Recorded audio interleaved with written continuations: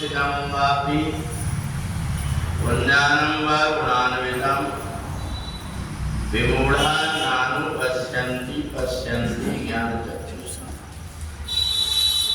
भगवान ने अर्जुन से अच्छे आचरण करके उत्तम बनने के लिए बताया। अर्जुन ने भगवान से पूछा कि जो उत्तम प्रकृति के व्यक्ति होते हैं वो कैसे होते हैं? तो भगवान कहते उत्क्राम अनंतम स्थितम वापि गुणानम वा गुणान्वितम।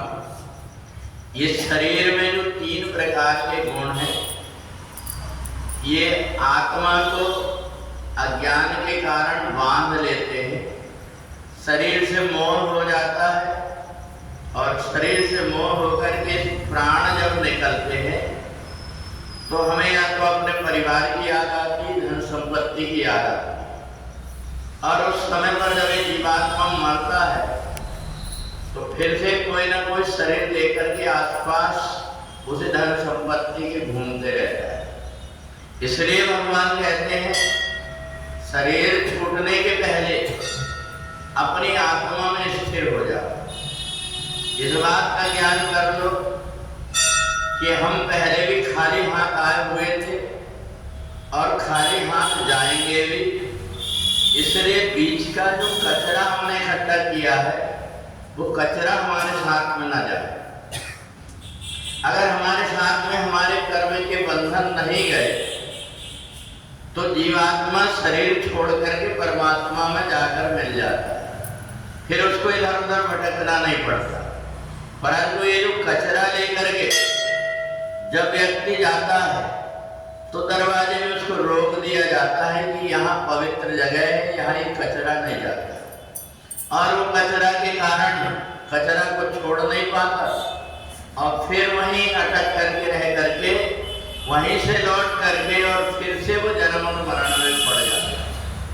परमात्मा के दरबार में जीवात्मा जिस प्रकार से निर्मल होकर के आया वैसे ही निर्मल होकर के ही जाता है। तो इसलिए भगवान ने पुरुषोत्तम योग में 3 प्रकार के गुणों से हम अतीत कैसे हो जाए, तो परमात्मा की भक्ति करके हमें इस बात का ज्ञान हो जाता है कि जहाँ जहाँ भी हम जन्म लेंगे हमारा कोई ऐसा मित्र है जो हमारी हमसे ज्यादा चिंता करता है, हमें क्या चाहिए इसका इंतजाम वहां भी कर देता है। इसलिए हम यहाँ कचरा लेकर के ना जाए। तो इसलिए जो समझदार व्यक्ति होता है यहाँ जो कुछ भी कर्म करता है वह समझ करके करता है कि मेरा मन, मेरी बुद्धि, मेरी इंद्रियां गंदी ना हो जाए, इनकी आदत ना बिगड़ जाए। इसलिए जब कभी कोई कार्य करता है शरीर को परमात्मा की सेवा में इसलिए लगा देता है। इस शरीर जब तक के परमात्मा की सेवा नहीं करता तब तक के गंदा रहता है। इसलिए सबसे सेवक धर्म कठोरा, सेवक का जो धर्म होता है सेवा करने का, वो अपने शरीर को पवित्र कर लेता है। कितना भी व्यक्ति अपने हाथ को कितना भी धो ले पर उसका मैल तब तक नहीं छूटता जब तक जो अच्छे कर्म नहीं करता।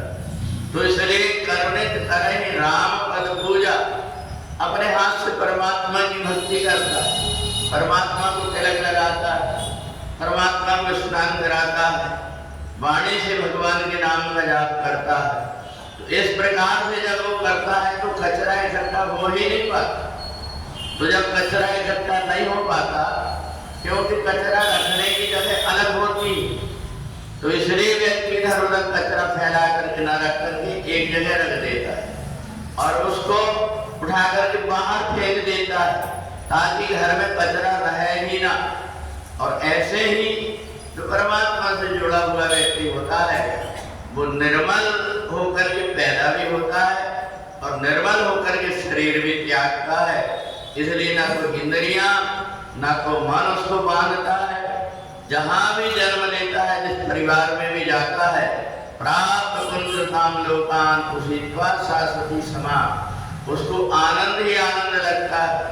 उसको ऐसा लगता है जिसकी मैंने कल्पना नहीं किया था ये सब मुझको प्राप्त हुआ तो ये मेरे कर्म से नहीं, परमात्मा की कृपा से प्राप्त हुआ।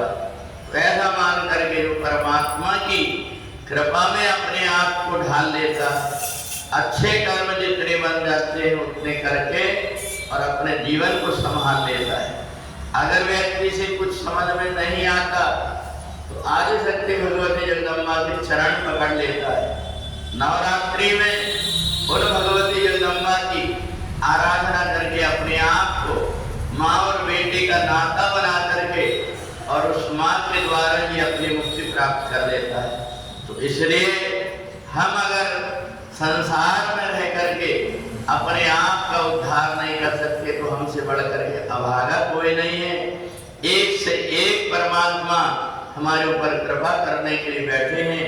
केवल हमें अपनी बुद्धि, अपने इंद्रियां और अपने शरीर को इनकी तरफ लगाना पड़ता है।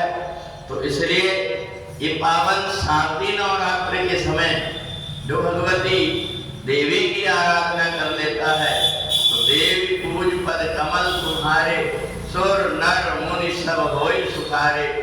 देवता भी, मनुष्य भी और ऋषि भी जिनकी कृपा से अपने आप को सुख और समृद्धि प्राप्त कर लेते हैं, ऐसी आदि शक्ति भगवती जगदम्बा का जो स्मरण करता है, उनका चिंतन, ध्यान और दर्शन करता है, उसका जीवन सार्थक हो जाता है। पूरी वृंदावन बिहारी लाल